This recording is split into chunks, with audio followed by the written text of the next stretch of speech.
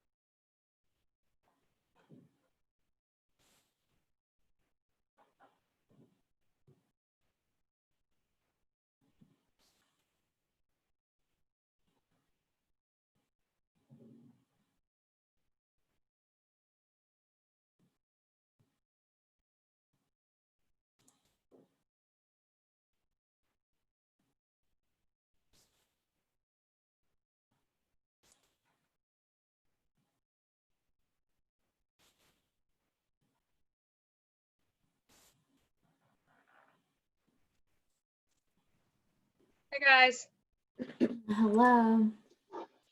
Hello. Alrighty.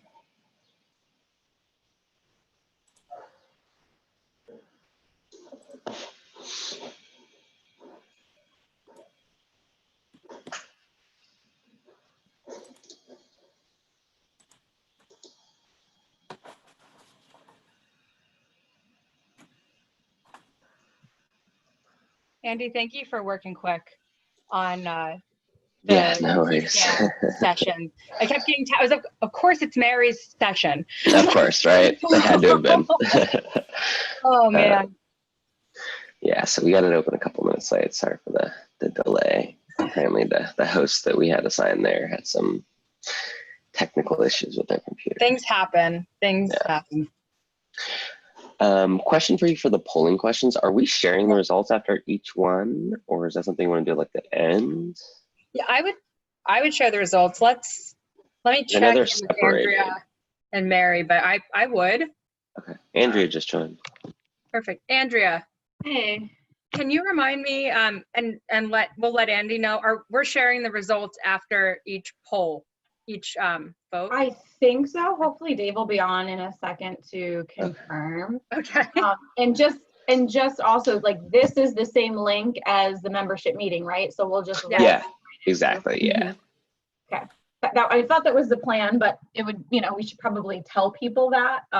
Yeah. I don't know if a lot of people will join now, but that way no one has to. Those that do, yeah, just remind them to stick around. Yeah. Yeah, because that can be stressful. So we'll just alleviate all of that. Yeah, but I think we're showing the results because we would normally like say yay, nay, yeah. whatever. Yeah, right, and it would be like motion passed or whatever. But we'll double check.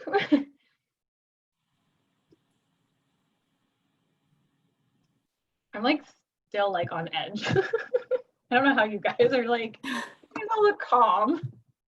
No, I was freaking out from about 9:55 till 10:10 as I was popping into every session to make sure that they were in. Because then there were a couple where they were in and then everyone was kicked out, but then they were able to come right back in. Yeah. So yeah, it's been a wild ride, but that's the game you play with. Yeah, no, I mean, it had, well, exactly. And I'm not even saying on edge because anything like went wrong necessarily. I mean, my biggest thing was I sent the invoices all screwed up on Saturday night. I'm still upset at myself for that. Things happen. And you fixed it real fast because I was like, I know. I didn't pay. And then, like, Oh, Well, okay, here we go. So it was fine. Oh, it was so annoying because I was like, I always send an email to people reminding them if they haven't paid to stop by the PACAC office. And I was like, even though I can't stop by the office, I guess I should send something. And I did mail merge, like I said, total amount or something. And John Tarrant, love him. He was like, I'll gladly pay, but it says $0. And I'm like, what? And so of course, like then trying to fix that, I ended up making it like 10 times worse.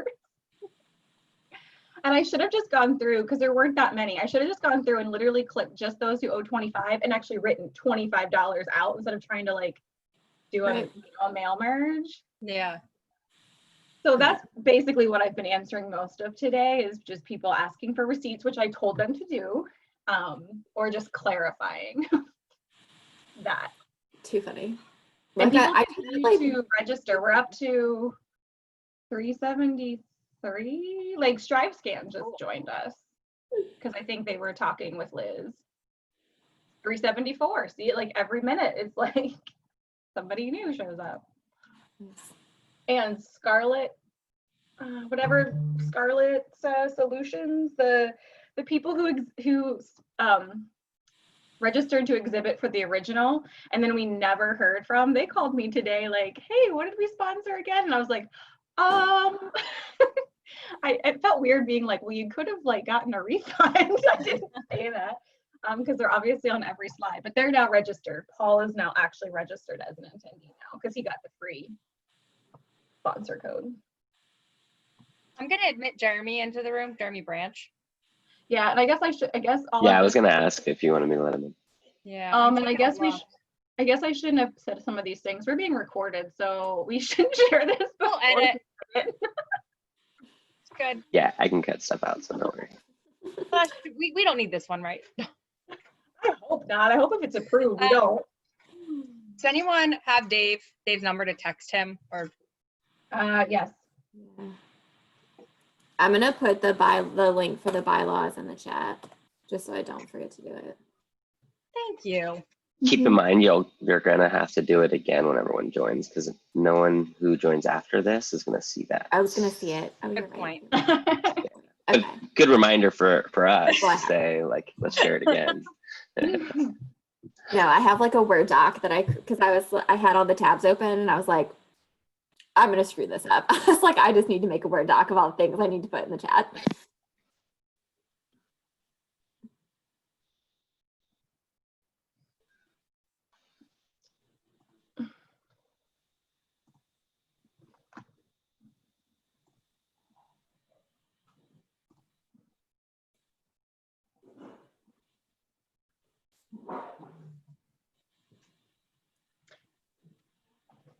I'm trying to get screenshots of people like right before they get their award to get their reaction. Kind of fun.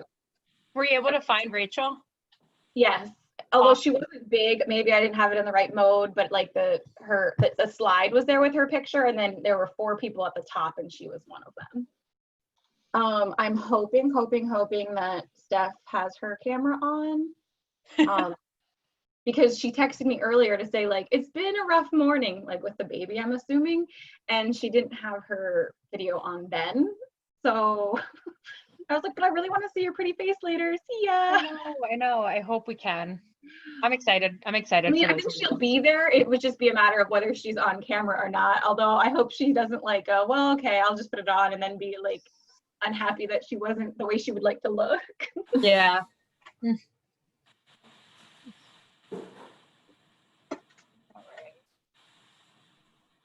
like most excited about that and the slideshow with the babies. Me too. I am so excited for that one. And I'm hoping to meet up with her and like last off like in a couple weeks because I want to hand deliver hers if I can. That'd be nice.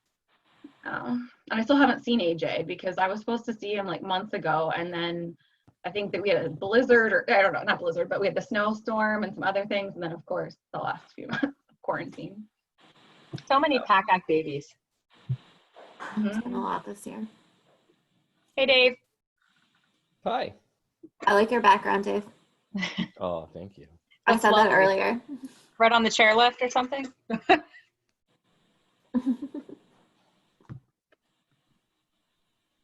Did you see that graduation that was had on the chairlift? There was a high school in New Hampshire, Vermont. I forget exactly where. And like the families rode up, and then at the top they received their diplomas. Oh, that's cool. I guess it was a good way of spacing out the families, and they had like some picture points, and then they could go back down. Creative. And just to double check, Dave, we are allowing the views of the polls, like for all the votes, to be seen, correct? Not for this meeting, but for the membership meeting, when we do all the voting, the screen will come up and people will say, yay or nay. But usually, I think Andy was asking if the results should be shown. I'm fine with the results being shown as long as it's not individual responses. Correct. Just summaries. It'll just show total percentages. Yeah, that's.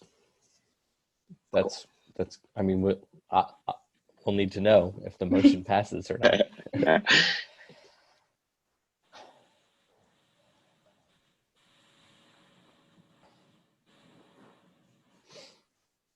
And Brittany's going to put the link in the chat box. The link to the website for the proposal. All the overviews. Yeah, I was going to do the same thing, but that's great, Britt, if you want to handle that. I got you.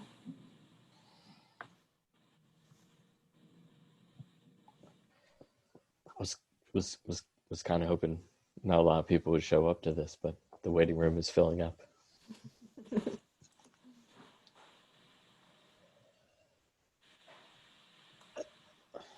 Wow. How many are in the waiting room? 31. Oh, wonderful.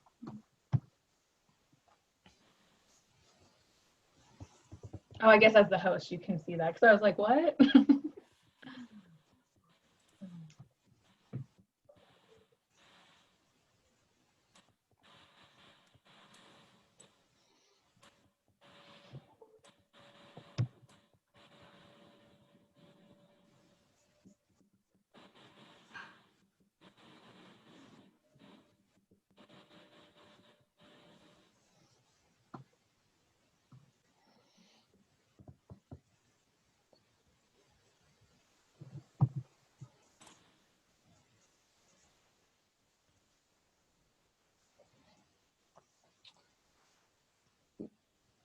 I guess we're just about ready.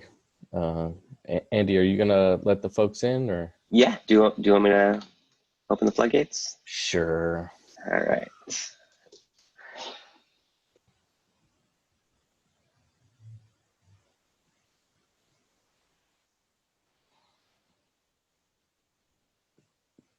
Hi, everybody, and welcome to the session. We're still letting some folks in from the waiting room, so we'll get started in just a moment here.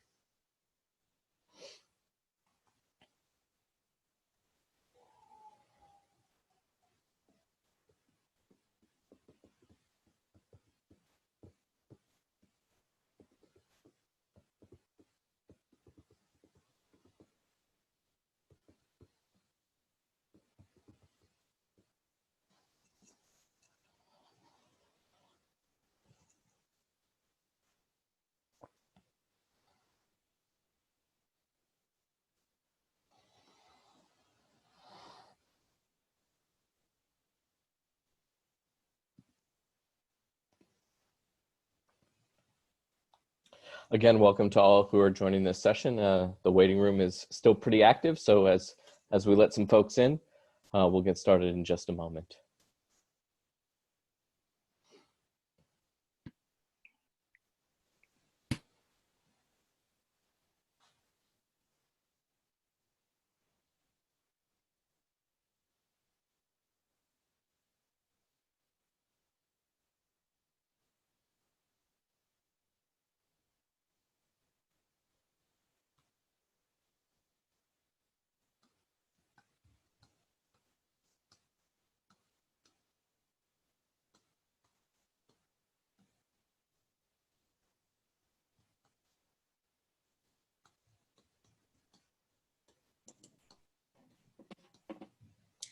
Good afternoon, everyone. As you're just coming in, I hope you had a chance to grab a quick lunch. I would like to invite Dave Antonowitz, our past president and chair of governance and nominating, to share with us the bylaw conversation. All right. It is officially 12:01, so I can say good afternoon.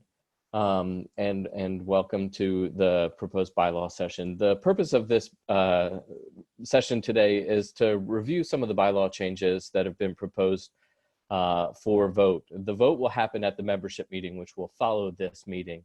But this was an opportunity for members to ask questions about the potential bylaw changes and to understand the reasons why these changes have been proposed for this year. So I'm going to share my screen. The screen that I am sharing is actually the link to the PACAC website where this document was posted. And I think Brittany is going to share the link in the chat. So if you want to follow along at home, you certainly can. The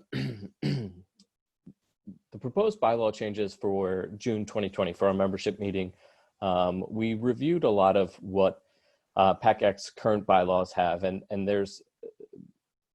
we reviewed it on two fronts, one from a PACAC perspective and also with input from NACAC. Part of the reason to undertake this review is to follow some best practices for bylaws, which encourage your bylaws to be succinct and clear. And there were areas where PACACs needed some adjustment. We also needed to change some language. So there are references to NACAC's previous code of conduct, which was the SPGP, which was replaced in 2017 with the CEPP. And so we wanted to clean up some of those things, but also following the investigation by the Department of Justice into NACAC's code of ethics and professional practices, it was the recommendation that we remove any requirement for monitoring and enforcement of that code of ethics. And so overwhelmingly, the changes that were proposed this year were to bring PACAC in line with NACAC affiliate policy and procedure as part of our affiliate agreement, as well as to just clean up some of the documents. So the first, the decision was made by the Governance and Nominating Committee to assemble these into votes revolving around similar topics. So the first vote reflect items changed to mirror NACAC language and policy. And so as part of the affiliate agreement with NACAC, any changes that NACAC makes to their bylaws that impact the affiliates have to be changed in the affiliate bylaws reflected within 2 years. NACAC and the affiliates have agreed to move that to 1 year as we have practices in place that allow us to change bylaws at a quicker speed. And then additionally, as part of that, it was recommended that PACAC adopt some language that allow a group to change bylaws in the face of an impending threat to the association.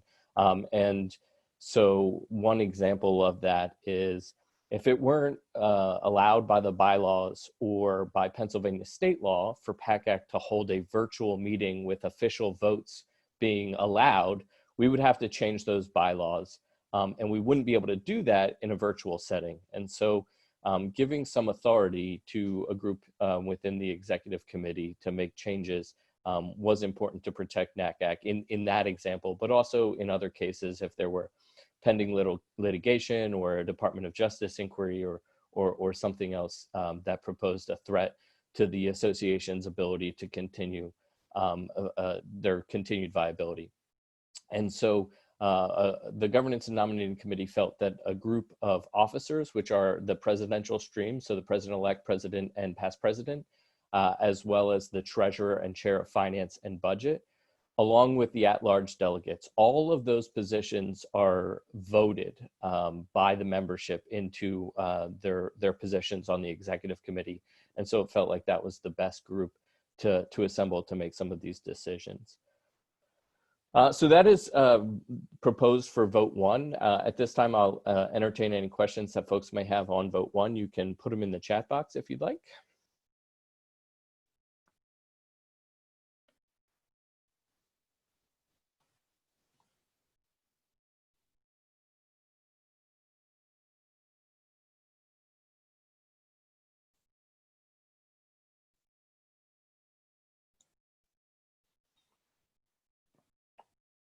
Seeing no questions on vote 1, I will move on to the description for vote 2. So as I mentioned in my starting remarks, the best practices have recommended that we eliminate compliance and enforcement of and monitoring of the Statement of Principles of Good Practice, the SPGP, which again, as I had mentioned, is no longer the official document, and the Code of Ethics of Professional Practice of NACAC. And so these changes remove the language that would enforce monitoring. I want to make it very clear that PACAC is not saying that ethical behavior is no longer necessary. We still promote ethical behavior, but it would not be a condition of membership as we move forward, and would not be enforced if a member or member organization was found to be out of compliance with what the Code of Ethics prescribes. And so those changes are reflected in vote 2. Are there any questions regarding vote 2?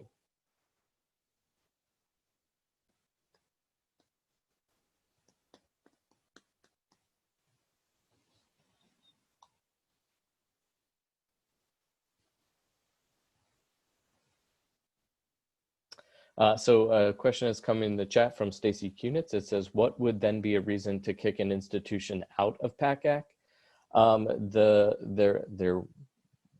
There would be no reason other than failure to pay membership dues, which is sort of an automatic process. I guess, Dave, just to clarify, I'm sorry, I unmuted myself, but I'm struggling with the chat box. I guess my question is just that, is then PACAC going to be open to schools that are for-profit institutions, for example? Or is there another place in our bylaws that prevents that from happening?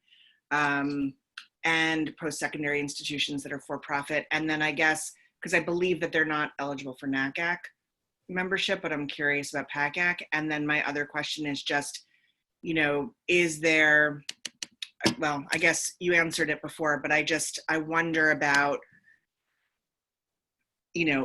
is there any redress for individuals who are, who commit a heinous crime against a student, but they pay their dues. So, I just feel like I'm wondering if there's a way for us to in any way control membership given this. Sure. So there are still membership categories. I believe for-profit institutions can join as non-voting members. So there is some ability to sort of categorize different institutions and how they might join the association. PACAC still requires or would still function that we uphold the laws of the Commonwealth of Pennsylvania as well as the United States of America. So I think if there was a heinous act committed, that would go through that judicial system and hopefully be processed appropriately. So I think there are avenues to address those. But ultimately, I think if we still find people who are moving in unethical behaviors, that there's opportunities for conversation, and moving in this direction. We still want to promote best practice or ethical practices as best practices, and so the opportunity for the conversation and the education will always be there. Now, whether that's handled through the Admission Practices Committee or through the executive committee or from counselor to counselor, secondary to college side. Those things will be sort of worked out as we go through the process. Thanks, Dave. I really appreciate it. Certainly. Yeah, and I appreciate you raising the question. I think bylaws should be clear and consistent.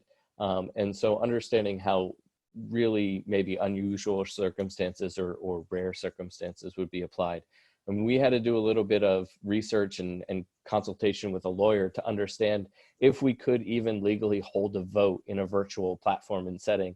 And I would imagine that next year, when we hold the conference, there will be some type of bylaw change that very clearly clarifies how PACAC would conduct business in a virtual setting.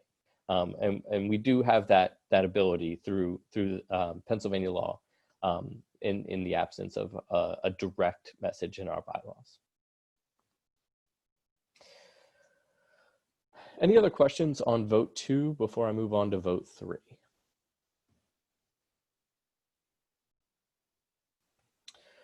So vote 3 reflects changes to membership language and categories so that PACAC offers the same categories as NACAC, which is required in our affiliate agreement. As many of you would probably know, the NACAC general membership meeting last year voted to approve a new membership model for NACAC. The agreement that every affiliate has with NACAC is that their affiliate will hold the same categories as NACAC membership categories. We can hold more categories. We can have whatever model we choose to have as PACAC, as long as we offer a person joining PACAC the same membership category that they would have to be able to join NACAC. And so this section cleans up some of those categories to allow for the categories that we didn't have previously. It doesn't delete any categories. If you were a member of PACAC in a different way before, you can still maintain that membership category. We're just offering the same categories as what are offered through NACAC. And I think we have a few more as we've chosen. That is determined in our bylaws by our membership, which categories we choose to have. Are there any questions regarding vote 3?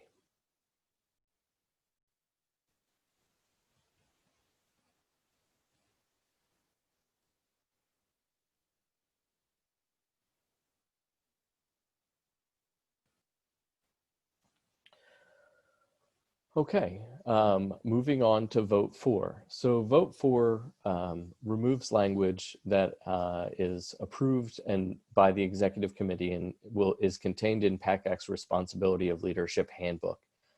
We need to remove this language from our bylaws because of references to ethics, compliance, and enforcement.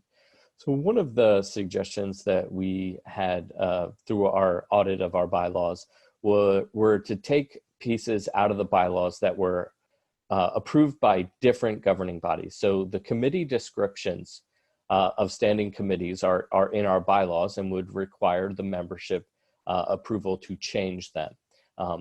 The executive committee also approves this language and has the ability to change it. And so if the executive committee decides to change a focus or add different responsibilities to a committee, having them in the bylaws could prevent that work from being done as quickly as it may need to occur. These sections also had references to compliance to the CEPP or to the Code of Ethics, which we are removing as a condition of PACAC membership as well. So removing this section, which again is already overseen by the executive committee, and putting it in a document that governs the executive committee is best practices. We are not removing any standing committees. The section directly above this section in our bylaws lists out which standing committees we have. This just removes their descriptions from being in the bylaws. Are there any questions about vote 4? And I can scroll to the rationale for you all.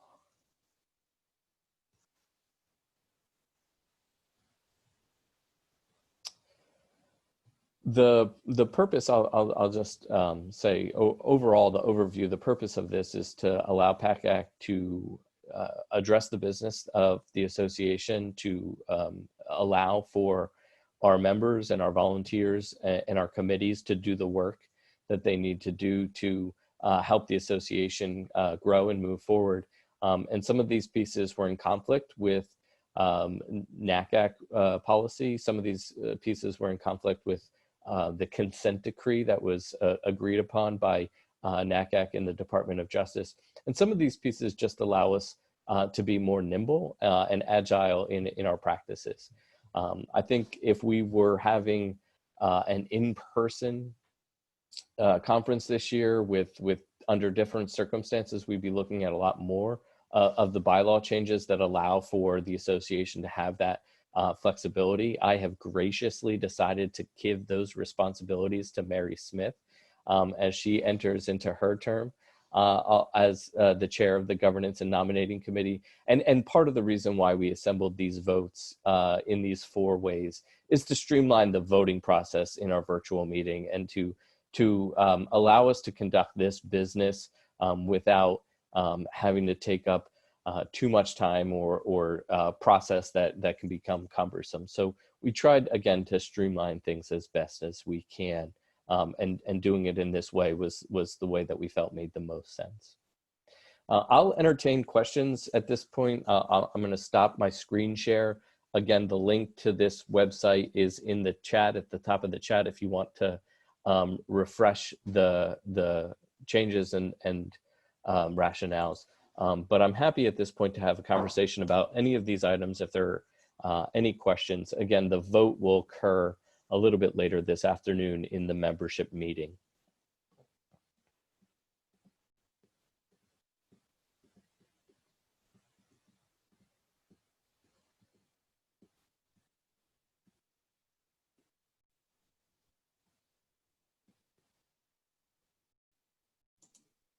Ginny Johnson, you have a question? Ginny, do you want to unmute yourself?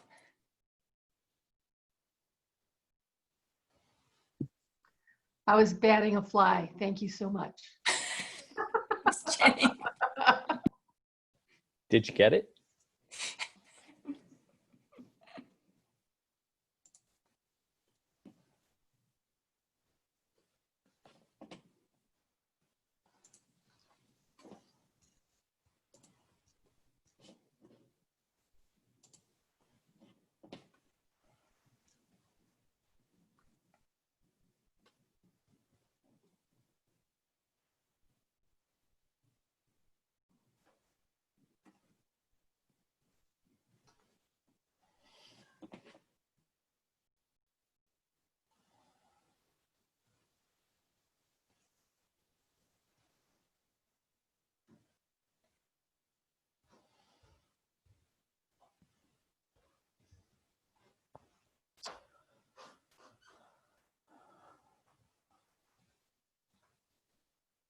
Daryl, thank you for your comment. Appreciate the support.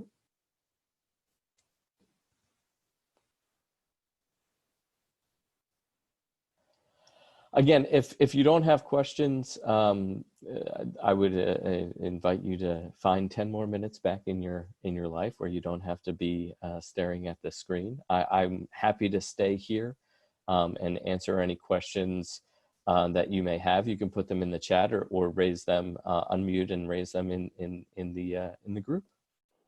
And for those of you who are on, this is also, correct me if I'm wrong, Andy, this is the same link. So if you want to stay through to start our membership meeting at 12:30, you can choose to mute your video for the moment, but this is the same link that we will be using at 12:30. So you're welcome to stay on to continue into our membership conversation at 12:30.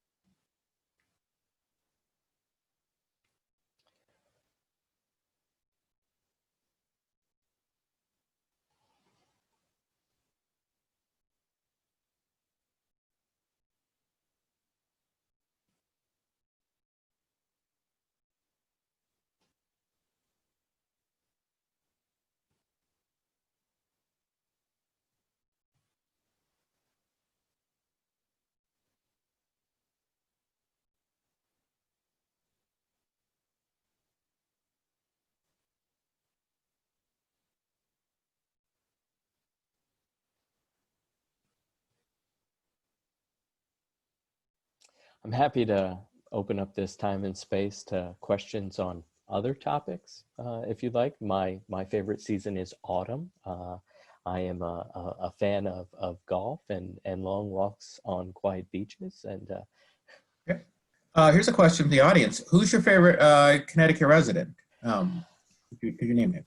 oh, do you really need me to Sarah answer that Lassa. one? Don't get that wrong. Because the last name is hyphenated. Oh, Hodge. I don't- Yeah, Hodge is the second part. Oh, okay. Thank you, All right. Mary. I understand how this works. Yeah, we just cut through Connecticut. We just got back from Cape Cod. I wish I was still on Cape Cod. It's a wonderful place. Oh my God. If I could, I'm on the Cape now. It's beautiful. No. Where are you on the Cape? We're in Dennis. That's where we were. Yeah, I love it. Which part of Dennis were you in? Where'd We you were go? on Dr. Botero Road, which is like immediately across. It's immediately across the way is Chapman Beach. Yeah. So We're at Corporation and House Street beaches on this part in the historic part of Dennis. Yeah. oh, okay. No, we wanted something really isolated, basically because my one daughter works as an anesthetist and she did not want to be around any people. I get it. Absolutely. So we did that. But oh my God, join in anytime, guys. But the beach, when the tide goes out, it's a half-mile wide. And then when the tide comes in, there's no beach. There's no beach. For those of you just joining us, It's just so great. Just but so for those joining, This is not bylaws. we just are have bylaws, very- but it's much more important. Go to Cape Cod. we are very fortunate to have members from not just the wonderful state of Pennsylvania, or I should say the wonderful Commonwealth of Pennsylvania. We have wonderful members in Connecticut. We have wonderful members in Maryland and Virginia. We have wonderful members in Delaware, New Jersey, in Ohio, and New York. We are surrounded in such a good way. So welcome to all of our members who are both here in our state, but also those who are not sitting in our state at the moment. I know. Or I are really wish I on was vacation.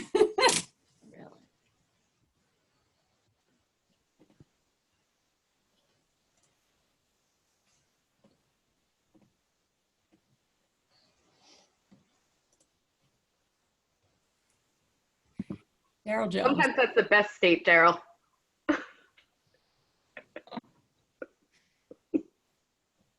Couldn't help myself. There was an opening and I had to take it. My friend.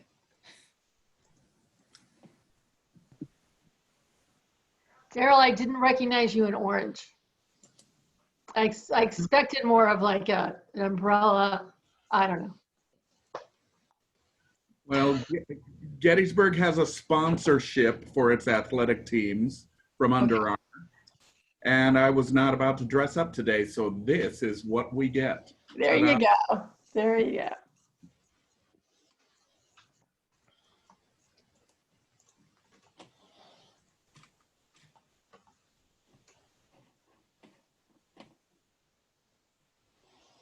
So Sarah, since you've been recognized, can you tell me if you can see my screen okay? Yes, I can. And it shows the larger version versus the smaller version? Yep. Excellent. Nice to see you, Sarah. Me too. It's very weird not being the one hitting the clicker for this meeting. Thank you for that too for so many years. Don't think we didn't think of asking you. I was going to say, Sarah, you may want to be quiet. They may pull you to start clicking something. What is happening in the questions here?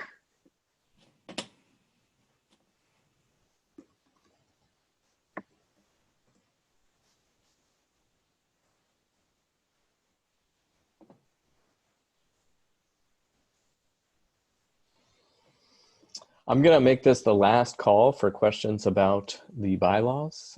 It's been a very, very active session. So if anybody has any final questions, Otherwise, I hope that you will stick around for the vote and help us approve these bylaw changes. Thank you, Dave. We're going to get started in about 4 minutes with our membership meeting. So for those of you who are in the bylaws meeting, it just goes right on through. No need to click a separate link. And for those of you just coming in, you walked into the bylaws conversation.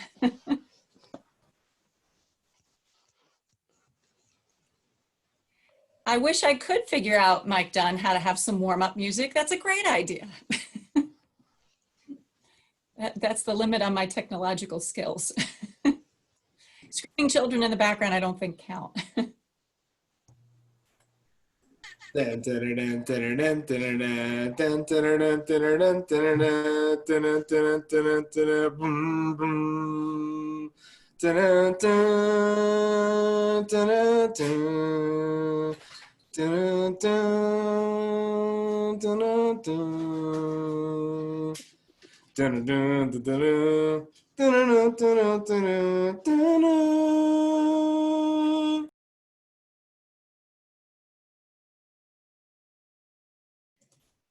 And you did that without your video on. Impressive.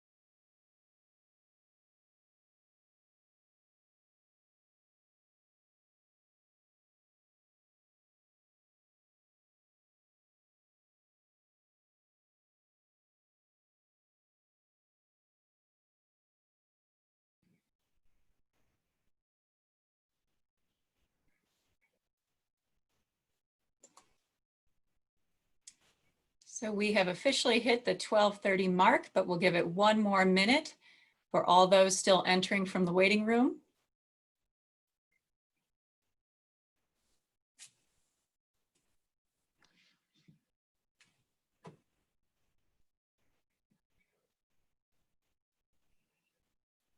Huge thanks to Ryan Gillen, our Director of Professional Development, for that intro music, if you were just joining us.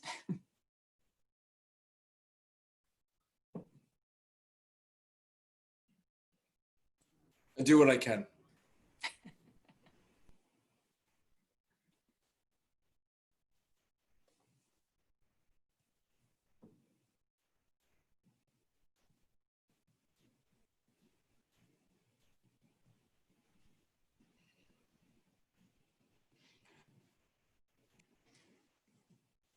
Okay, while the meeting room is continuing to be brought in, I'll just offer a reminder that it would be helpful if everyone put their screen into speaker view so that you can see both the slides as they are presented, but also the person speaking at that time. With that being said, I have my official gavel. 4 sharp taps of the gavel signify the 4 keystones of our organization: advocacy and access, membership and identity, organizational efficiency, and professional development. I hereby call this meeting of the PACAC Association to order. I mentioned and asked that everyone use the speaker view as we go through. And I will do my best to move the slides as I also talk. First, before we officially get into our business of the day, I would like to offer 2 moments of silence and reflection. First, sadly, we have lost members of our community this year, whether that be due to this terrible pandemic or otherwise, loved ones and friends, such as Bill Elliott, our past PACAC president. So I ask you to take a moment of silence in their memory.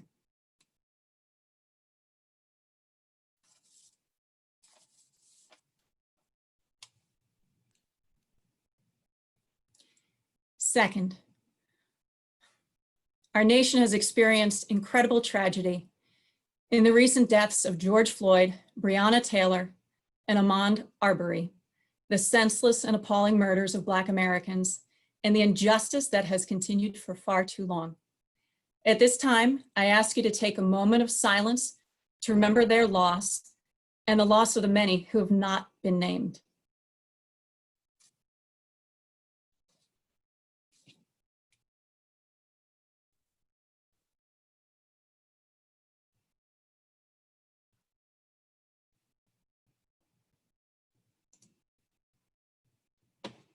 Thank you for that. Moving forward, I would like to thank our sponsors once again. I will not read off all of their names, but I would especially love to highlight once again Revolution Prep, who is hosting our platform and has been with us from the get-go. So thank you to Revolution Prep and all of our sponsors. You would have been emailed not too long ago, 2 weeks ago, I believe, minutes from our meeting in the September 2019 Louisville, Kentucky meeting at the NACAC conference.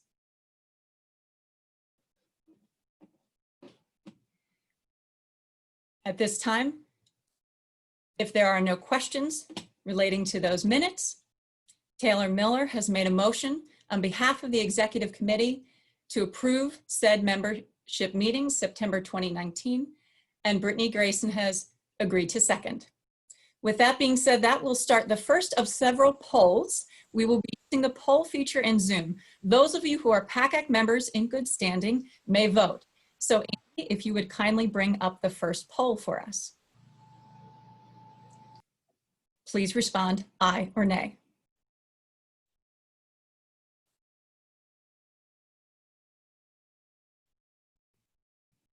I think that is the quickest vote I've ever seen.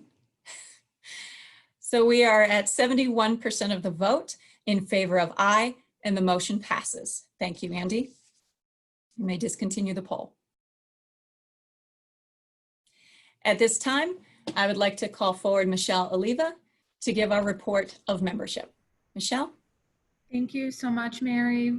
Friends, members, I hope everyone is safe and healthy. And as always, I hope your PACAC membership allows you to feel more united with colleagues and supported through these recent unique circumstances.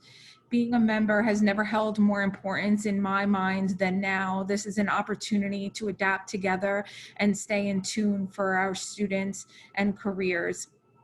It's my pleasure to report the membership breakdown and numbers. We are blessed with continual, active, wonderful membership, and we are delighted to say that we're at 1,192 members as of today, and the breakdown of that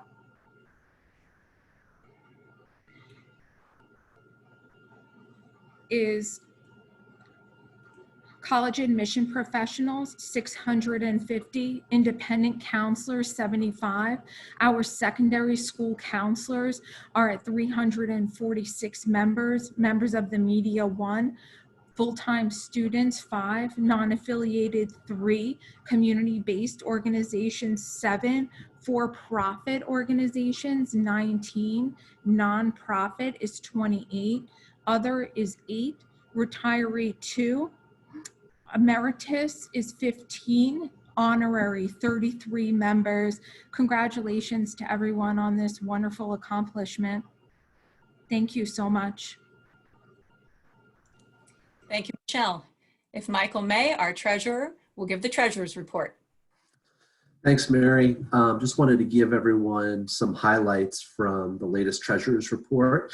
These figures are as of the end of last month, so May 31st, 2020. I want to remind everyone that PACAC remains in solid fiscal shape. PNC Bank is where we have our primary checking and money market accounts. Wells Fargo continues to host our long-term investment accounts. And we operate under what's called a zero balance budget model. And like everyone, we are continuing to try to keep expenses in line with income. Recent financial downturn due to the COVID-19 has, as well as closures, cancellations, and postponements of secondary schools, events, and college campuses, has had a significant impact on the remaining fiscal year, as well as our 2021 budget planning cycle. But I did want to share a couple of figures with the association. The first being our current assets, again, as of May 31st, 2020, are $947,443. Our long-term investment total as of the end of last month is $534,735. We currently have $301,039 in our reserve funds, so sort of our rainy day fund, and this represents currently about 72% of our operating budget. The target is 75%. So again, very volatile, uncertain, and unusual year. So the F&B committee, as we get closer to the end of our fiscal year, will be looking at that number again and making any adjustments that may be necessary. In terms of the uncertainty that we saw, I just wanted to share that the COVID-19 disruptions cost the association more in lost revenue opportunity than no longer needed expenses. So just for context, year to date, our income is down about $133,000, while our expenses are only down about $43,000. But we're still, fortunately, in very good fiscal shape. And I wanted to remind the association that our fiscal year ends August 31st, 2020. Thank you. Thank you, Mike. Thank you, Michael May, and thank you to our Finance and Budget Committee and all past leadership who have put PACAC in a good, healthy state that we can weather this storm. Moving forward, I would like to call Dave Antonowitz to give the NACAC update. Dave is not only our past president, but Dave is also a current NACAC board member.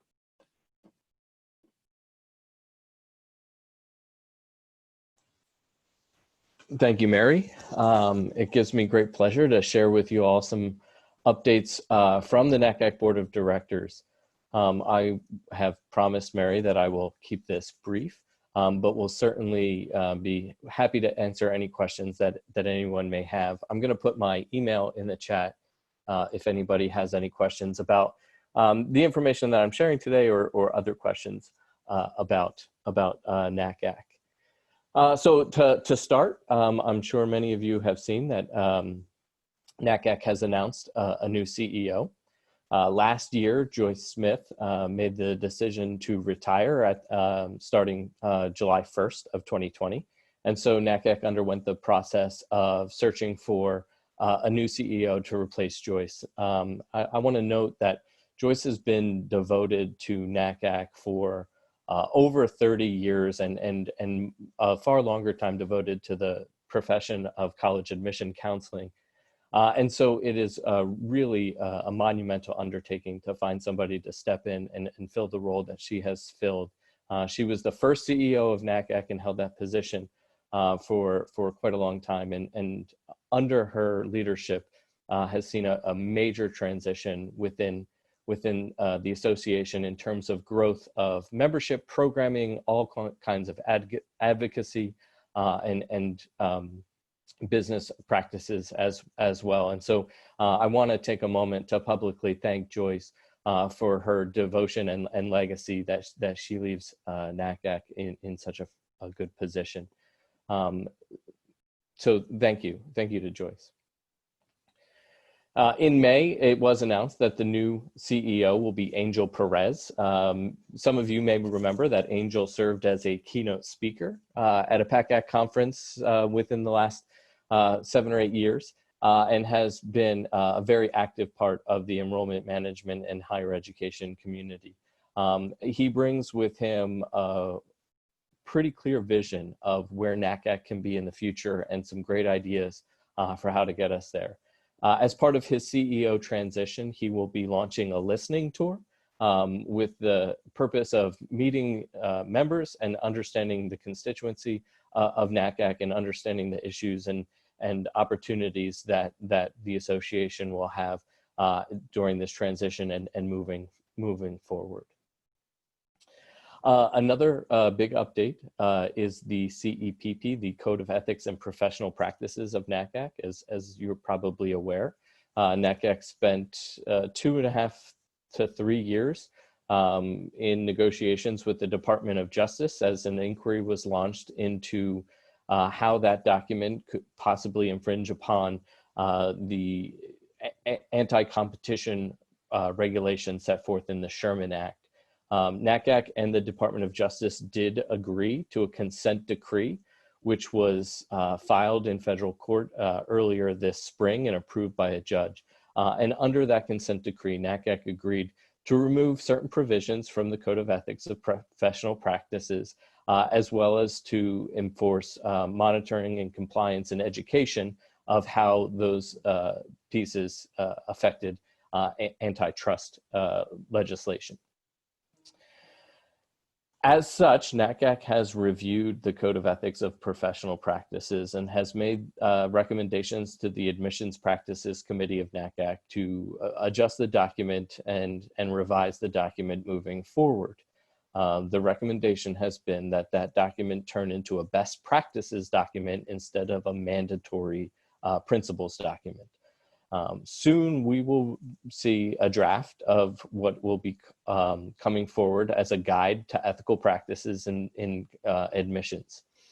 And there will be a public comment period for members to weigh in on the new document and to share their thoughts and feedback on that piece moving forward, with the hope that the National Assembly of NACAC will vote that document into place during the upcoming annual conference in September.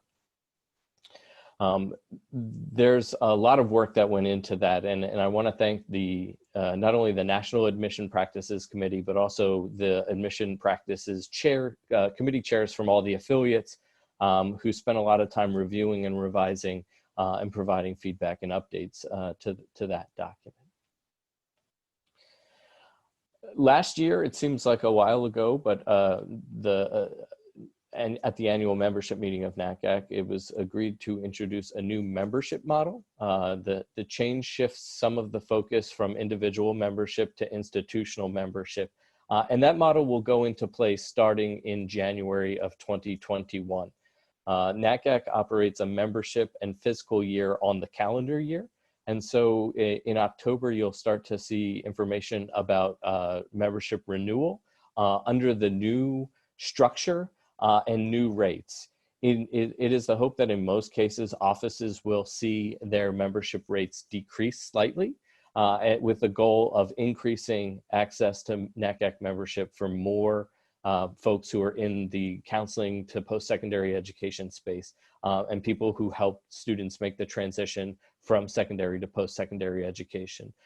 So as that model comes into place, there'll be a lot more information coming out about it, as well as how to renew and join coming up this fall. If you have any questions, you can certainly reach out to myself or the Member Relations Committee of NACAC. And then I wanted to take a moment to talk about NACAC and COVID-19. Certainly the institution of stay-at-home orders in many states, as well as the desire to protect the health and safety of NACAC members and the students that we serve, caused a lot of programs to either be canceled or shift to a virtual format.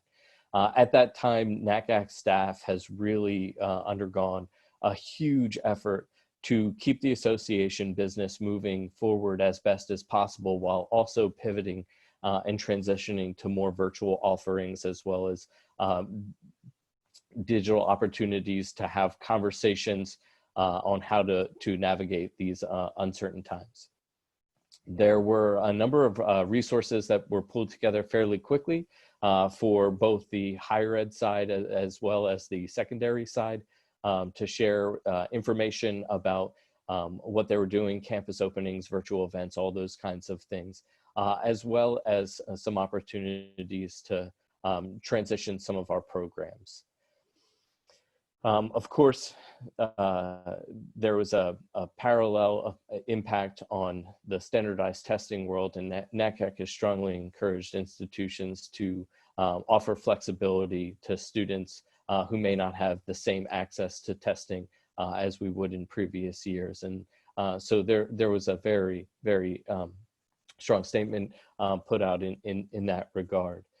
The spring fairs, all but 5 spring fairs, had to be canceled this year due to the safety concerns. And so many colleges were offered coupons to use for the slate of fall fairs. In addition to our slate of fall fairs, which still remain up in the air whether all of those events will be able to be held, NACAC has also launched some virtual national college fair programs, with 4 piloting this coming fall, with the hope that that can also continue to expand access to students and counselors, and help colleges and universities make connections to prospective students as well as to the people who work with those students. And then I'm sure a big question on everybody's mind is the National College Fair, scheduled for the end of September in Minneapolis. There's a lot of work that is being done by the National Conference, not College Fair, by the Conference Planning Committee and NACAC staff to figure out the viability of that conference. The group is monitoring the situation in Minneapolis in terms of their regulations for public gatherings, as well as understanding whether or not the membership would be willing to travel and to be a part of that conference in that time and space. A decision has not been finalized, but there's lots of conversation in the works, and it's hopeful that information will be put out as soon as possible. There's no intention of canceling the conference completely. The in-person part might have to go away in adopting for a virtual opportunity, but the plan is still in the works. And as soon as we have answers to those questions, we will be sure to share with all of the members. I know those remarks were very brief and only on just a few topics of what the NACAC Association provides, but I do want to be conscious of the timing of this meeting and give the PACAC the opportunity to conduct the business that we need to conduct. So you'll see me a little bit later for some of that. But before I go, I do want to thank all the PACAC members who serve in national roles. And so I want to thank Cornell Lassane from Allegheny College, who serves as a NACAC board director, DJ Menifee, Susquehanna University, and new member to PACAC, who has just moved into to our association and also serves as a NACAC board director. Stacy Kunitz from the Crefeld School serves on the Admissions Practices Committee. Craig Grooms, University of Pittsburgh, serves on the Communications Committee. Tim Gallen, Solberry School, serves on the Finance Committee. Darren Finks, the Kiski School, serves on the Governance and Nominating Committee. And Andrew Moe, Swarthmore College, serves on the Inclusion, Access, and Success Committee. And then the 3 in the presidential cycle for PACAC also serve on the national level in the Affiliate President's Council. So thank you to all of you who have picked up the additional work at the national level. And at this time, I will turn it over to the committee reports. Thank you so much, Dave, and thank you for your leadership, both in our own association, but also on the NACAC board, and all of your service this year. With that being said, normally at this time, we would have all of our committees give out a report, as well as all of our directors, but recognizing that we are tight on time, we decided to give some of the highlights. So in this slide, I am highlighting that our virtual Camp College, which normally would be in person both on the eastern side and the western side of the state, will be virtual this year in one program, July 27th through 31. You should have received an announcement for that. Huge thanks to our committee and Mike Dunn and Brandy who've worked with that program. Our professional development committee has done an amazing job pivoting, the operative word of the year, pivoting, where they hosted 6 successful online workshops in the spring in the wake of everything going on with the COVID virus. There are more planned for later this summer. Unfortunately, and very sadly, we did have to cancel our Summer Institute for this year, but please, we hope to see many of you for next year's program in 2021. And our August admissions workshop / our support staff workshop will also be virtual in August. So stay tuned for those updates. With that being said, these 4 additional committee members will be giving specific updates. So I will turn it over to Justin Money, who was chairing our ad hoc committee on financial stability. Justin. Right, thank you very much, Mary. So just to share a few updates. First, I would like to recognize the members who served on the ad hoc committee in this past year. Their expertise, their time and talent was essential to the work of the committee. And in particular, I would like to call out just a few individuals, Stacy Kunitz, Helen Grayson, and Meg Ryan, who each captained a different working group of the committee. And I will briefly give you an update on the work of those different groups. And then also Andrea, our executive assistant, who is an ex officio member of this committee, was absolutely essential to our success as well. So as I alluded to in this past year, we divided into 3 working groups. One focused on data tracking for the association, and has put together some guidelines and practices that will allow us to centralize the collection and storage of data. This will be essential to our committee chairs and especially to our finance and budget committee in the future in order to ensure that our financial planning and decisions have robust data behind those decision-making processes.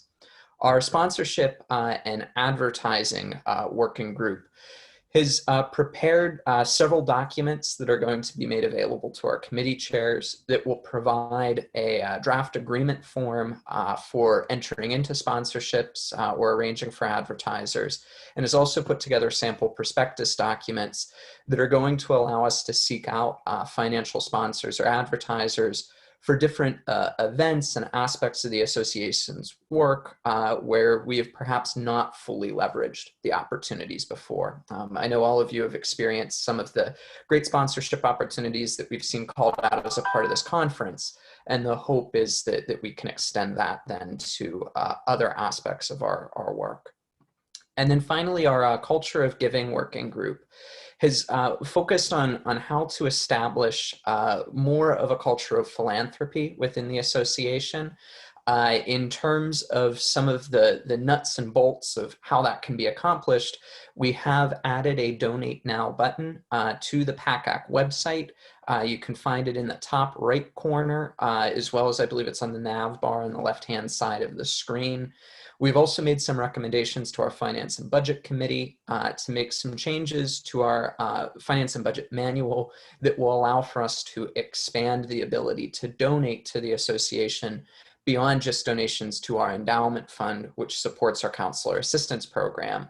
Right now, that is the primary method of philanthropy, but our hope is that in the coming year, we will be able to expand opportunities to other aspects of our work. And thank you, Mary, for the opportunity to update everybody on the work of the ad hoc. And once again, thank you to all of the committee members who contributed. Thank you so much, Justin, and to all who served on our ad hoc committee. This committee has been 2 years in running, and it does conclude with the end of our conference. So huge thanks to our ad hoc. Moving on, I would like to recognize Liz Forsini, who is our chair of college fairs from Wyoming Sim. Thank you, Mary, and good afternoon, everyone.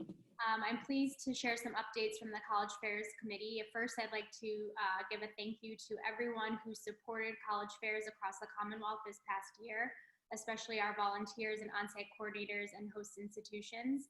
We appreciate your support. Many of you probably know by now that we made the decision to cancel most of the spring fairs this past season, and the Lancaster Regional Fair was able to go on as planned. And so a thanks to Megan Dancause, the on-site coordinator at Thaddeus Stevens, and that institution for hosting a successful fair there this spring. When we chose to cancel the fairs, we did pivot to promoting an opportunity with our partner StriveScan, and we were able to participate in a 5-week program, and you can see some of the information there on the representation from the Commonwealth. You can see almost 9,700 students participated from 532 high schools in the state of Pennsylvania. So as we look forward to next year's college fair season and virtual events, we look to a hybrid platform. We will plan to host virtual events in the fall and hope that we're able to return to in-person college fairs in the spring. And we will continue our partnership with StriveScan in the fall and throughout the year as we need to, based on health and safety guidelines. So look forward to email information early in July about our timeline for next year and the virtual events in the fall. We will be meeting as a College Fairs Committee very quickly after a conference to finalize details for this schedule. So if you have any input and would like to be a part of that, please reach out to me. And we'll move ahead with that.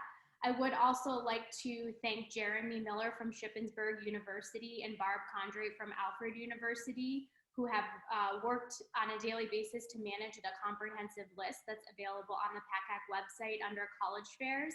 They have also re-envisioned that list to incorporate information that may be vital to our work and support of students across the Commonwealth throughout the next year or more. So please continue to offer your feedback to Jeremy and Barb through that comprehensive list available on the PACAC website.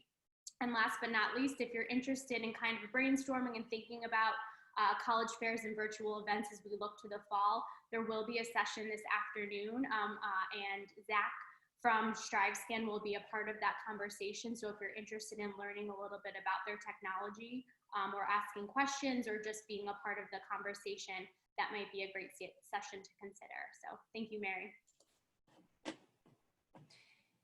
Thank you, Liz. A lot of planning, a lot of conversations, a lot of work going into that. So huge thanks to Liz and our whole College Fair Committee, and to StriveScan, who's been a wonderful partner for us throughout this. Moving forward, I would like to recognize our Government Relations Chair, Dave DeBoer. Thank you, Mary. I'm here today to announce those that have successfully completed our Advocacy Leadership Credential, Government Relations Committee's signature program. We had a wonderful start to the year after winning the Rising Star Award at the NACAC conference in Louisville. And the following individuals, as of today, have since completed their capstone visit in addition to the educational requirements by attending 3 out of 4 webinar sessions or attending the virtual college access forums that we held in May. For those of you interested in learning more about advocacy and how you can be the best advocate, there is a session tomorrow morning on how to advocate. And you can sign up to complete the free Advocacy Leadership Credential next year by following through the curriculum that teaches you about what advocacy looks like. It updates you about the most pressing secondary and post-secondary issues. And it teaches you how to translate your stories of working with students into salient messages that can help persuade elected officials to support legislation that will in turn support our work and our students. So congratulations to this year's class of Advocacy Leadership Credential recipients. You will be receiving your mail credential or your credential in the mail at some point in July. Thanks, Mary. Great. Thank you, Dave. Thank you for organizing so many great things this year, including and not limited to so many PACAC members who attended our NACAC, our National Legacy, our National Advocacy Day, the Monday right before everything shut down. So huge thanks to you, Dave, and to everyone who completed their leadership credential. And special thanks, especially to also Kim McCurdy, who helped us spearhead this program and allowed us to win that NACAC Rising Star Award last year. So kudos to all of you.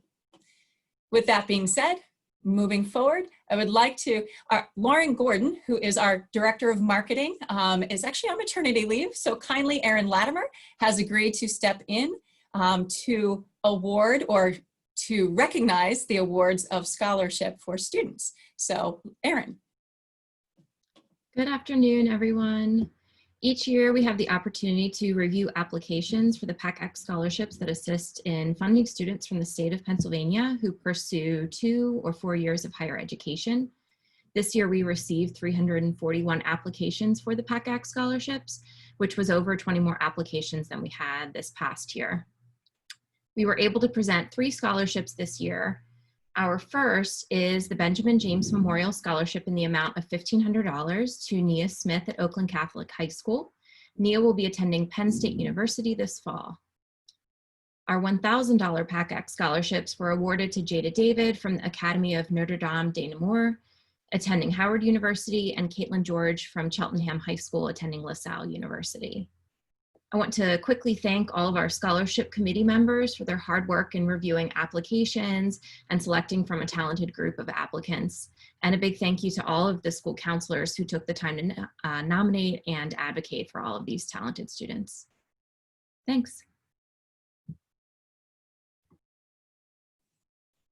Thank you, Erin, and I agree. Thank you to all of our reviewers. What a great group of applicants for those scholarship awards.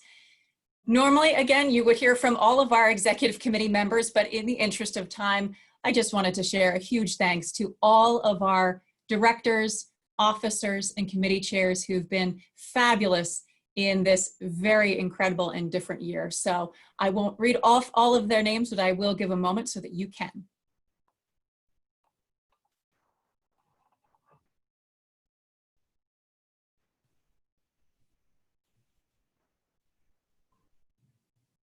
Huge thanks to our executive committee for this year. And one other thanks that I apologize should have been included in our NACAC slide of wonderful people who've been involved from the association at the NACAC level. My own Daryl Jones and my own institution. Daryl Jones is our chief teller for NACAC. So my apologies, Daryl, for missing you on that slide. Daryl has been very active as an assistant teller for several years, and he will be the chief teller this year at the NACAC conference at the Assembly. So thank you, Daryl, and my apologies. Knowing that we have no previous old business, we are fortunate to be able to move into new business. So with that being said, I would like to recognize Dave Weisbord at this time to present the 2020-21 Association budget. Dave Weisbord. Thanks, Mary. So good afternoon, everybody. On Saturday, the executive committee did approve the budget for the association for 2020-21. As you heard in the treasurer's report earlier, this was a challenging year on many levels. So a big thank you to the Finance and Budget Committee for all of the extra time that they spent working on the budget proposal for this year. I think we have a slide to show it. So the budget for this year, you're going to see is significantly slimmer than in past years. And what we've done is work within assumptions and money that's available and income and expenses that are likely to occur to come up with the most fiscally healthy budget for the association. So the thing we looked at in the past was looking at 2007, 2008, 2009, the last time there was a financial downturn, and we cut about 16% in those years. So looking at what's likely to happen this year and looking at actual income and expenses, we came up with this year's budget of $311,787 on income. And then the next slide will show you the proposed expenses for the year. And the Finance and Budget Committee under Michael May next year is prepared as the situation changes to adjust as needed. I'd also like to add that PACAC is very healthy financially, and we have a healthy reserve. So if extra money was needed to help support the mission of the organization, we have a very healthy reserve that we can dip into to continue with our terrific programming. So again, thanks to the Finance and Budget Committee and to the Executive Committee for everyone's hard work on this year's budget. Thank you, Dave Weisbord. And once again, thank you to our Finance and Budget Committee. And this budget was approved by the Executive Committee at our board meeting just yesterday. If you do have questions, the email address for Finance and Budget is in the chat. Thank you, Brittany, for putting that in the chat. If you do have any questions for either Dave or Michael or anyone in the stream, they can answer your questions there. Moving on then, I would like to recognize our Chair of Governance and Nominating and past presidents, Dave Antonowitz, to present our slate of nominees. Thank you, Mary. It gives me great pleasure on behalf of the Governance and Nominating Committee to present the slate of nominees for the positions of President-elect, Treasurer-elect, and at-large delegate to the Executive Committee. The committee reviewed nominations from quite a few candidates and made the selection to announce Justin Money, Carnegie Mellon, for President-elect, Rachel Mallory from Mercersburg Academy for Treasurer-elect, and Jeremy Miller from Shippensburg University to serve as at-large delegate to the Executive Committee. And so on behalf of the Governance and Nominating Committee, I move that we accept the slate of nominees as presented. And this motion was seconded by our at-large delegates, Dave McMillan, Meg Ryan, and Amber Moore. So if we can put the poll up, and if you would vote in the affirmative or in the negative to approve the slate as presented.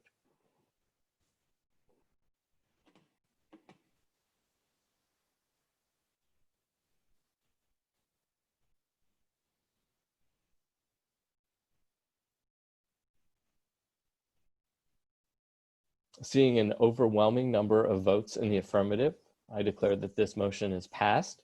Congratulations to our newly elected officials.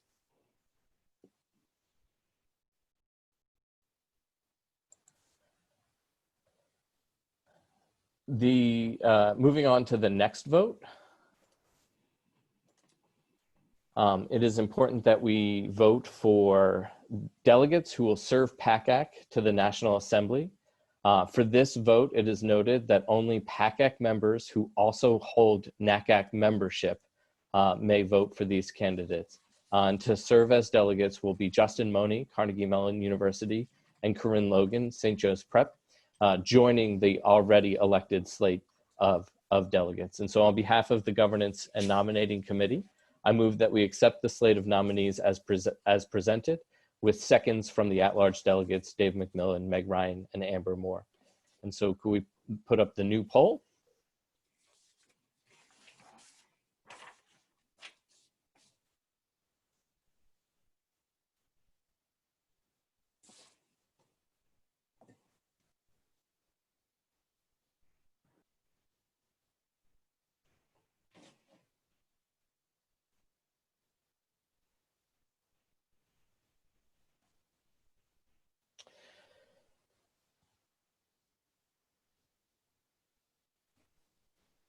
Again, seeing an overwhelming number of votes cast in the affirmative, I declare that this motion has passed. Congratulations, Justin and Corinne.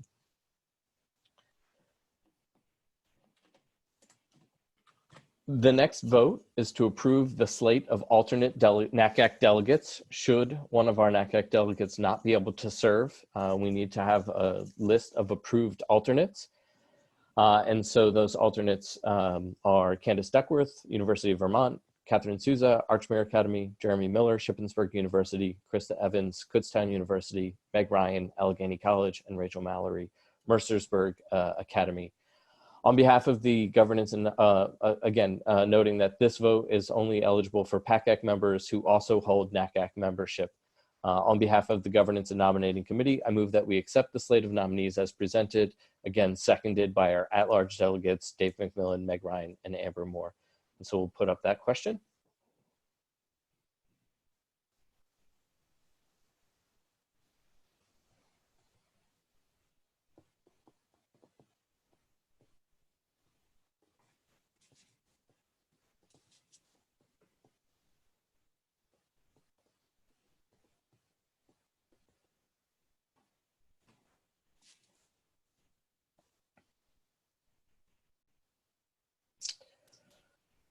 And once again, seeing an overwhelming number of votes in the affirmative, I declare that this motion has passed, and congratulations to these candidates who will serve as alternate NACAC delegates for PACAC. Okay. Earlier this afternoon, I presented a session on proposed bylaw changes in which I reviewed the proposed changes and called for any questions. In the interest of moving forward, I'd like to call these votes into question unless there are any final questions that members have about these changes. Brittany Grayson has so kindly put the link to the proposed changes in the chat if anybody needs to review the full proposed bylaw changes. As a quick overview, these items were grouped into categories for vote based on similar language and similar rationale. And so the first vote reflect items that mirror NACAC language and policy according to the affiliate agreement and policy shared between NACAC and PACAC. Vote 1 votes to change the amount of time to reflect NACAC bylaw changes in PACAC bylaws from 2 years to 1. Per that agreement, and to offer an additional piece of authority for officers and at-large delegates to change PACAC bylaws in the event of an immediate threat to PACAC's continued viability. Seeing no questions in the chat, on behalf of the Executive Committee, I move that the membership approve the bylaw changes as described in Vote 1, as indicated in the proposed bylaw changes for June 2020 document as sent to membership via email on June 5th, 2020, and on the PACAC website. This motion is seconded by Jeremy Branch. The poll is now open.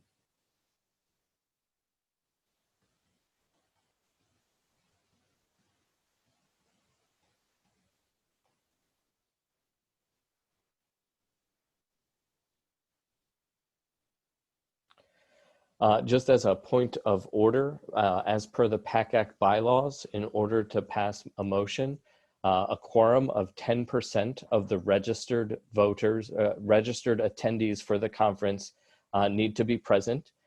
We do have a quorum of more than 10% of those individuals who registered for this conference here in attendance at this meeting. And then a majority of votes are needed, of votes cast are needed to pass an amendment. I'm seeing that there is an overwhelming majority of votes cast in the affirmative for this amendment, and so I declare that the Vote 1 is passed. Moving on to Vote 2.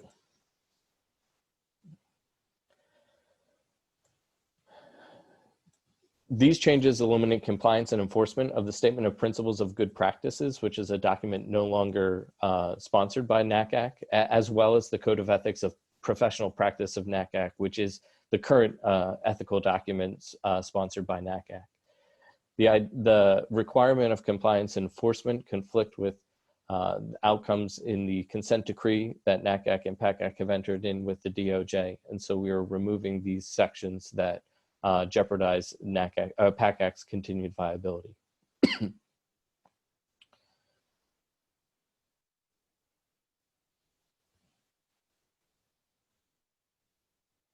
On behalf of the Executive Committee, I move that the membership approve the bylaw changes as described in Vote 2, as indicated in the proposed bylaw changes for June 2020 document as sent to the membership via email on June 5th, 2020, and on the PACAC website. This motion is seconded by Jeremy Branch. I'm seeing that I misspoke. In order to approve bylaw changes, it's a 2/3 majority. The last vote had 98% votes cast in the affirmative, which more than satisfies the 2/3 requirement.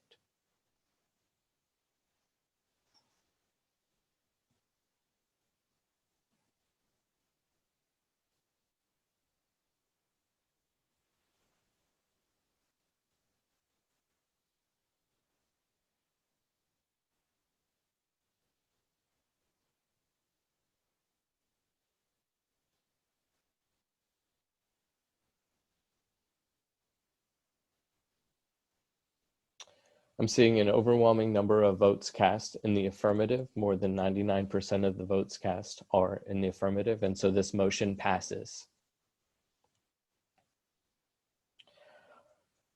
Moving on to vote 3. These changes reflect changes to membership language and categories so that PACAC offers the same categories as NACAC as required by the NACAC affiliate agreement. PACAC needs to have the same categories that NACAC offers as membership options. We can have more categories if we want, but we need to, at a minimum, have the same. And so these changes reflect the changes that NACAC adopted in their new membership model, which will be beginning in 2021. As a reminder, the PACAC membership year starts on September 1st and goes through August 31st. And so we're adopting these changes in advance of the changes to the membership model for NACAC. On behalf of the Executive Committee, I move that the membership approve the bylaw changes as described in vote 3, as indicated in the proposed bylaw changes for June 2020 document, as sent to the membership via email on June 5th, 2020, and on the PACAC website. This motion was seconded by Jeremy Branch. At this time, if you would cast your vote.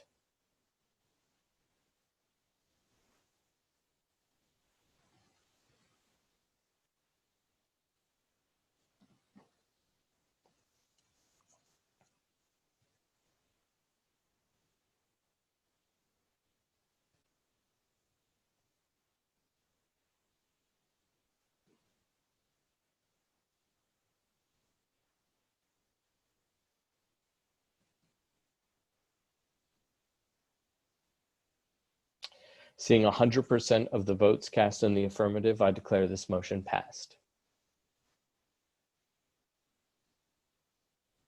And then finally, the 4th vote removes language that is approved by the Executive Committee and contained in PACAC's Responsibility of Leadership Handbook. We are removing this language due to references to ethics, compliance, and enforcement. I just want to clarify that this is not removing any standing committee.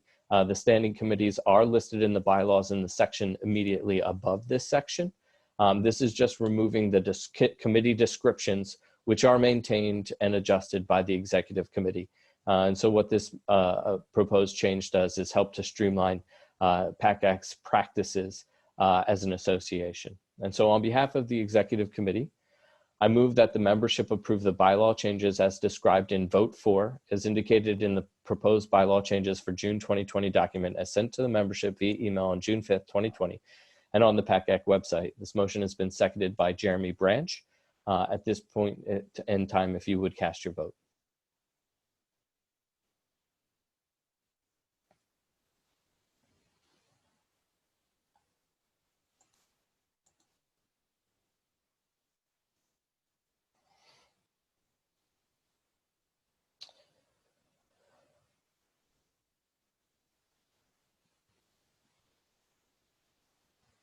Seeing an overwhelming percentage of the votes, 100% cast in the affirmative, this motion does pass. Thank you, everyone, for bearing with me on the vote. It's important that we can conduct this business, and I appreciate everybody who attended the session earlier today to express questions and learn a little bit more about the bylaw changes. Moving forward. At this time, that concludes our new business. Moving on, if Dave Antonowitz will introduce our awards. As chair of the Governance and Nominating Committee, it is also our distinct pleasure to review and nominate award recipients to be awarded PACAC awards at the annual conference. The first award that we'll give in this membership meeting is the William R. McClintock Jr. Service Award, which is established by the Executive Committee of PACAC as a means of recognizing a person with 10 to 25 years of experience who has dedicated significant service to the college counseling profession and to PACAC. Like Bill, the recipient is someone who has demonstrated unwavering loyalty to the profession, leadership to our association, and who will continue to work on behalf of students to ensure access to post-secondary education. At this time, I'd like to bring up nominator Erin Lattimore to present the award on behalf of her and co-nominator Lauren Gordon. Thanks, Dave. On behalf of Lauren Gordon and myself, I have the pleasure of awarding this year's William R. McClintock Jr. Service Award. This recipient is encouraging, humble, understanding, hardworking, kind-hearted, and a tireless advocate for their students. They're a quiet but mighty leader.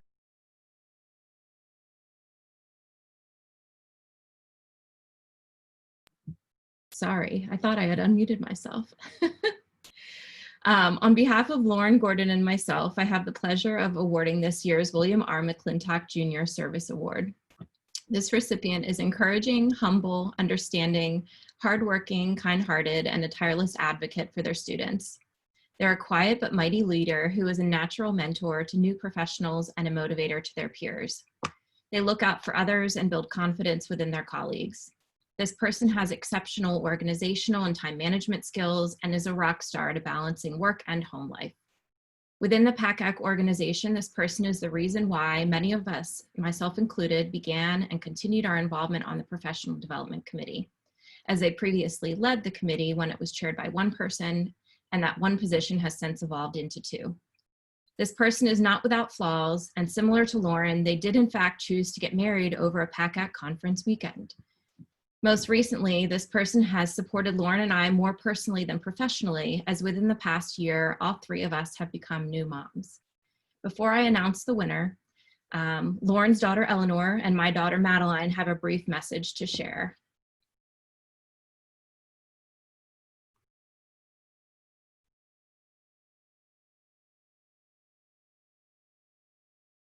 It is my honor to award this year's McClintock Award to Stephanie Chandra Switnicki.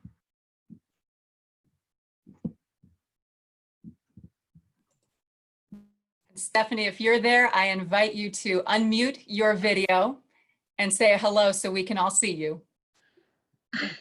Hi, everyone. It's so great to see you all. Oh my gosh. Thank you. I am so humbled by this award. Erin, Lauren, thank you for nominating me. Oh my gosh, I feel like I could cry.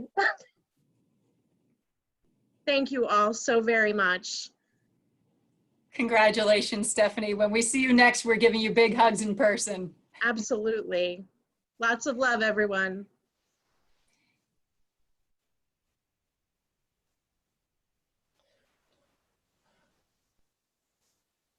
The next award is the Delwyn K. Gustafson Recognition Award. This award is given annually to a member for dedicated service to students, the profession, and to PACAC. It is the highest award given by the association and reflects the professional dedication, personal qualities, and simple sense of service that Dell embodied so very well. It is my pleasure to bring forward Chuck Bachman to introduce this award.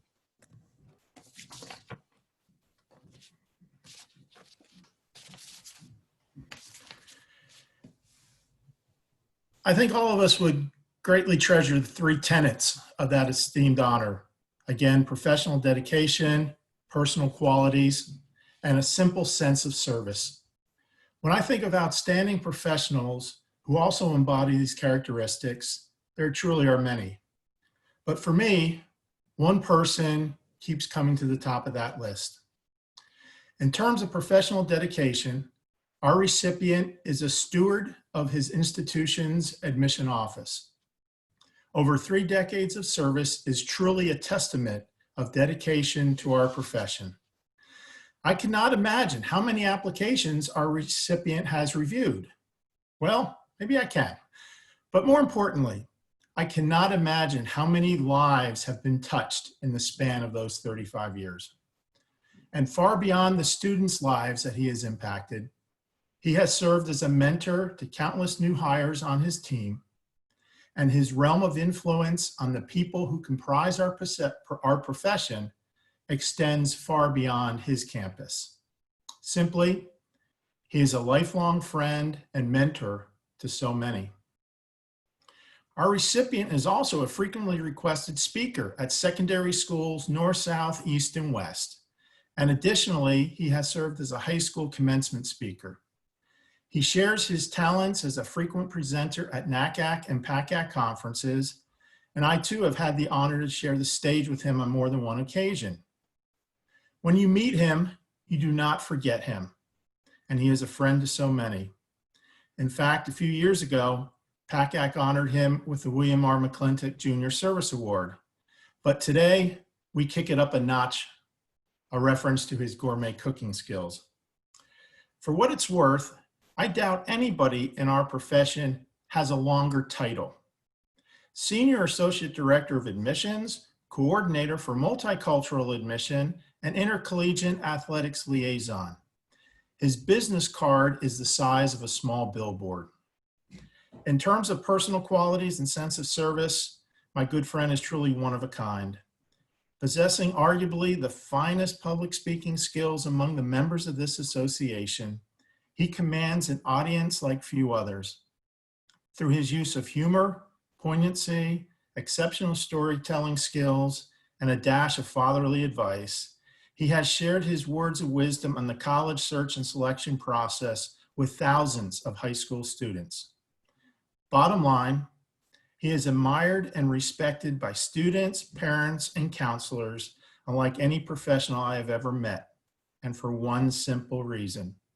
He simply cares deeply about people and being a positive influencer to all those he encounters. He has made me a better professional, but more importantly, he has made me a better person. And somehow words fail to adequately express how grateful I am to call him my friend. I know countless members of PACAC would echo a similar sentiment. As I noted, I've had the privilege to share a microphone at numerous high school programs with our recipient, and almost find it fitting that I tend to speak before him, not unlike how the JVs play before the varsity. Our careers have been on a somewhat parallel course, and when I refer to him as my brother from a different mother, I think he knows how much I respect him as a man and treasure him as a friend. Lastly, I find it ironic that he worked alongside and was mentored by Del Gustafson, the namesake of this award. And I feel it is most fitting that he be honored as a recipient for the award that bears his friend's name. For decades of service to Gettysburg College, PACAC, but most importantly, to the kids, it is truly an honor to present the 2020 Delwyn K. Gustafson Award to my friend, Daryl Jones of Gettysburg College.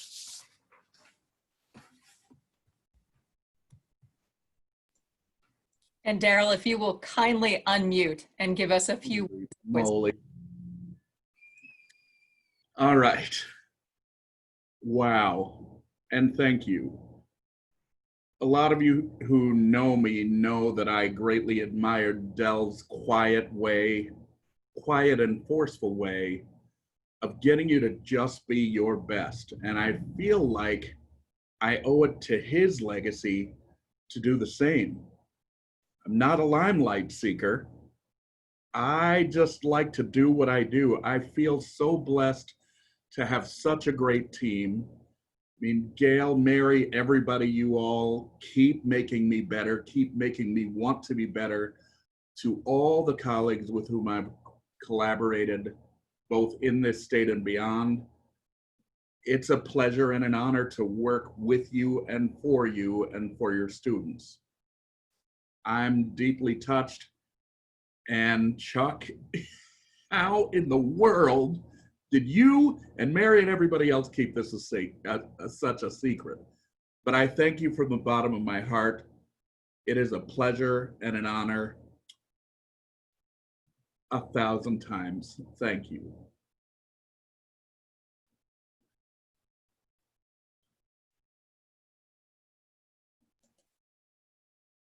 Absolutely, my hugest and sincerest congratulations, Daryl. Words couldn't have said it better. Congratulations, my friend and colleague. At this time, as we come close to the conclusion of our meeting, I will ask Taylor to give us one last conference update for this afternoon. Of course, very briefly, thank you all again for joining today. I hope that session A was helpful, useful once we move past a couple of technical difficulties at the start. And hopefully we won't have to deal with those in session B, but be prepared. anything could happen with this technology. So on the screen, you'll see the 8 session options for this afternoon at 2 o'clock. Please, again, go back to that main session link where you've been finding all of the sessions so far to navigate to one of these sessions at 2 o'clock, but enjoy this brief break for now, and we'll see you then. So with that being said, I will take a motion to adjourn. So moved. Tim Gallen, and a second, Dave Antonowitz. Where's the gavel? This meeting of our membership is officially concluded. See you in the sessions and hopefully at the social hours later on this afternoon. Have a good rest of the day, everyone.